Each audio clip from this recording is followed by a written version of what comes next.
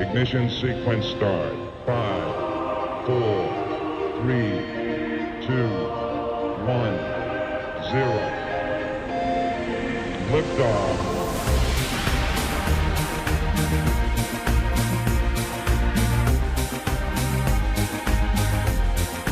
Liftoff.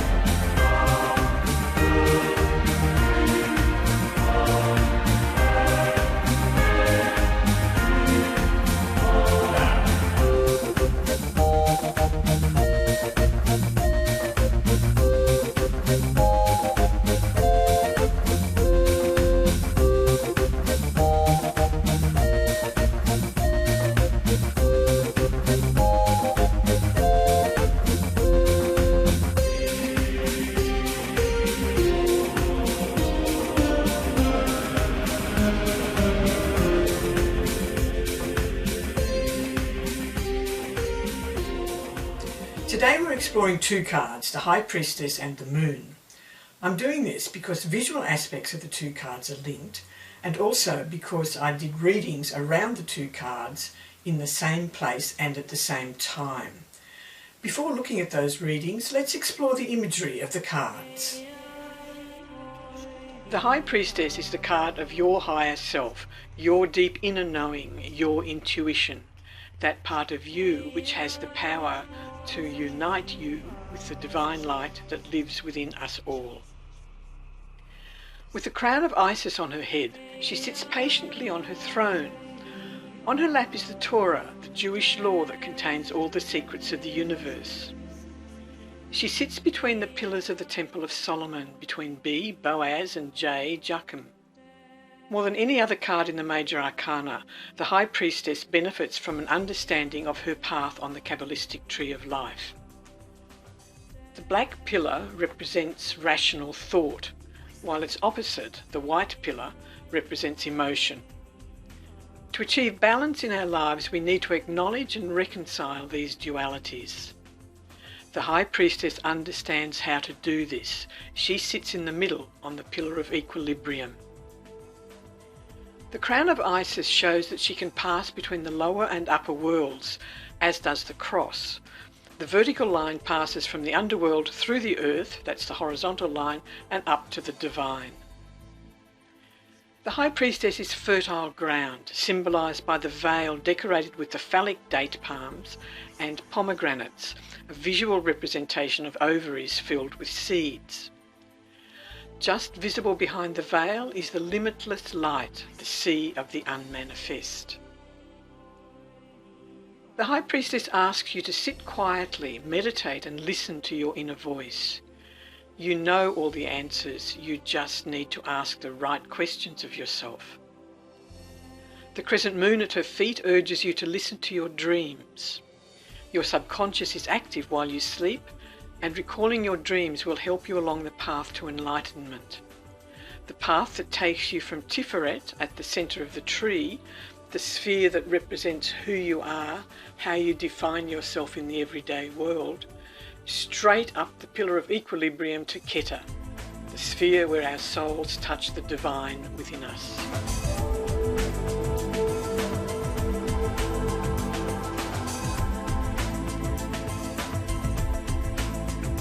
Now to the Moon, a card about depression, about those irrational thoughts and fears that crawl up from the unconscious in the dark of night, the crab emerging from the pool.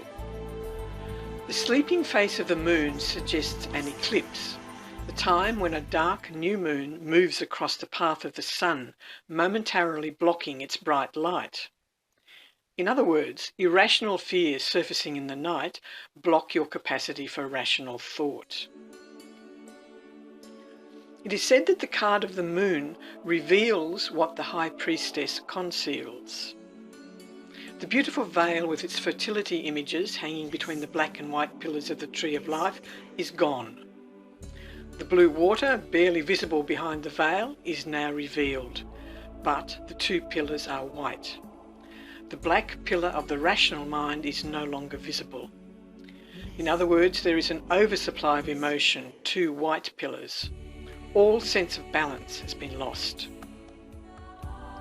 The The path forward has many twists and turns. On one side sits a wild animal, on the other a domesticated one. Both are howling at the moon. Rational thought has disappeared, primal instincts have taken over.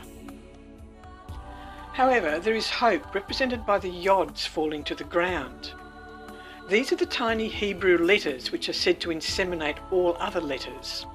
According to Kabbalah, the world was created by sound, by words. So what's the message? In our darkest moments, there are sparks of light, like the ring of light from the sun during an eclipse. I find it interesting that there are 15 yods. 15 is the number of the devil, with its message about throwing off the chains that restrict our vision.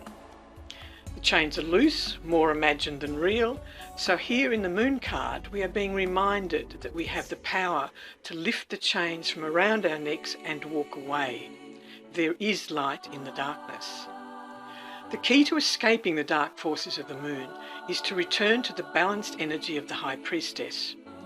Remember, the crown of Isis on her head is a symbol of her ability to move between dark and light, from unconscious to conscious. I believe readings are enhanced if you work with the Wheel of the Year, moon cycles and sacred landscapes. So in August 2017, on the day of a new moon and a full solar eclipse, I consulted my Tarot Nav GPS. With a new moon about to appear, I called on the energies of the High Priestess and the moon, cards so strong in moon imagery. At the time I was living in Glastonbury, the ancient Isle of Avalon, a sacred centre overflowing with history, myths and legends, a town of free spirits and otherworldly energy.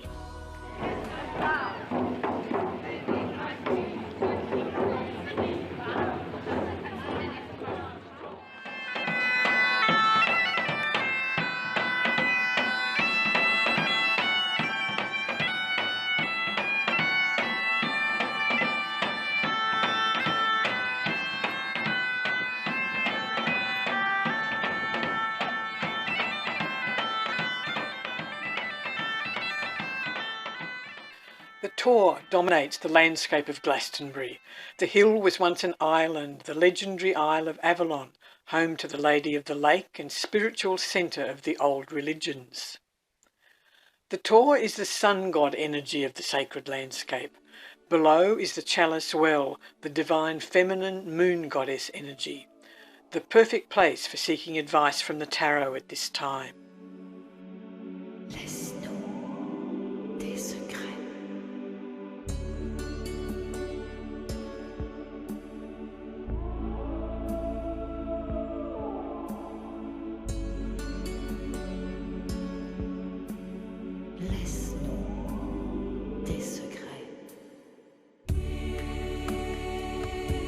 Because I wanted to seek direction from the High Priestess and the moon in particular, I placed them out as significators and drew 3 cards in answer to questions appropriate to their energy. What is the next step on my spiritual path? I asked the High Priestess. The world jumped out at me with the message, you've reached the place where you're meant to be. Enjoy the sense of achievement at having achieved your goal. A cycle has ended, you're about to enter a new phase, building on the success of this one. The world dancer is both male and female.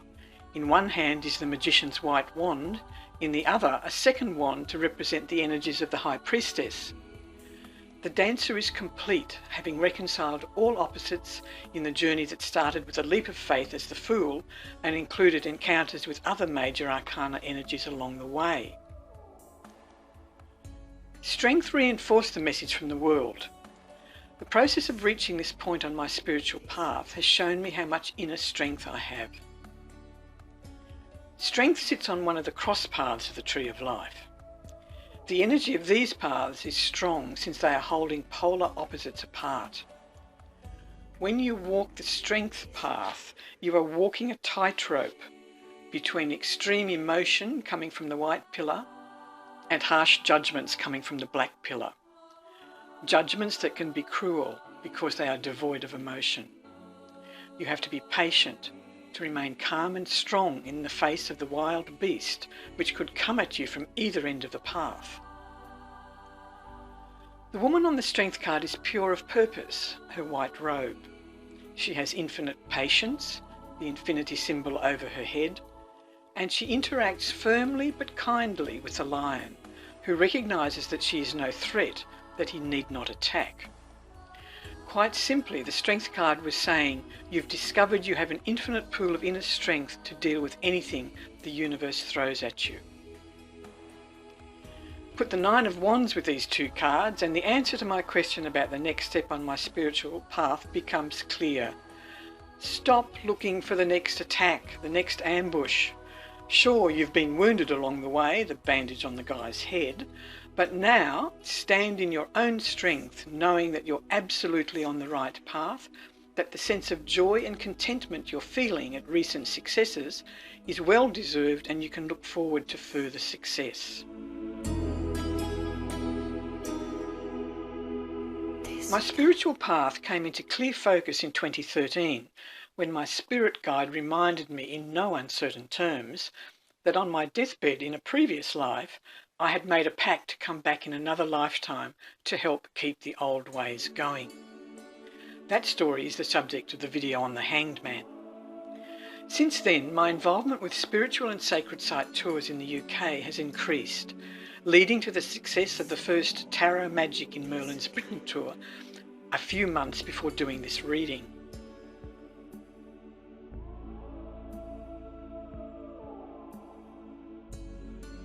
What roadblocks from deep within me do I have to overcome as I continue on my spiritual path, was the question I asked the moon. One thing struck me immediately about these three cards. Firstly, the Hermit signals the need to take time out to reflect on the next step in your spiritual path. And my question was about identifying roadblocks I needed to overcome before I could successfully move forward on my spiritual path. The Hermit is one of my favourite cards, so I didn't like seeing it as a roadblock to be overcome as I took action in this lifetime to help keep the old ways going. After a while I began to make sense of the cards. The roadblock was a reluctance to make decisions which would lead to retreating from the distractions of everyday life to immerse myself in learning about the old ways. I got that from the Hermit with his back to the Two of Swords. However, if I did take time out to do this, I could expect to be successful. After all, the Hermit's lantern is pointing towards the Six of Wands, a card of victory, success, and taking a leadership role. In 2013, with great enthusiasm, I started the training course with the Order of Bards, Ovates and Druids as a way of learning about the old ways. I'm active in local Druid gatherings, but I know that I've only skimmed the surface of the wisdom of these teachings. So the message was loud and clear: stop procrastinating, move forward in your studies. On a more general level, the Hermit sitting directly under the moon could be highlighting a deep-seated fear of retreating from the world and focusing on an inner quest.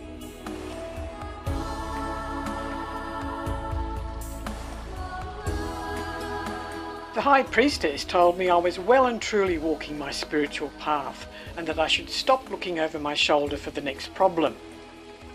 The moon said my greatest roadblock was a reluctance to move forward in my studies about the old ways. As I left the Chalice Well, I thanked the new moon, the eclipse, the sacred landscape and my Tarot Nav GPS for their wise guidance.